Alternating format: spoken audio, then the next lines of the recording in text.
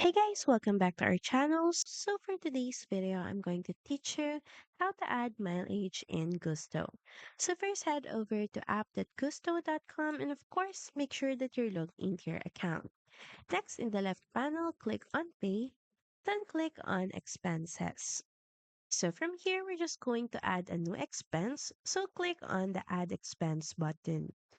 From here, start by selecting a team member for this expense and of course the date of expense. Next here in the category section, we're going to click or pick car and mileage.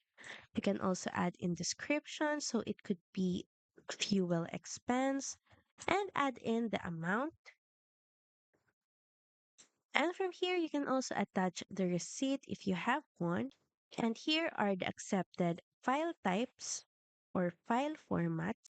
Then once done, head over and click on the save button. So that's pretty much it. Thank you very much for watching this video and I'll see you again on the next one. Bye!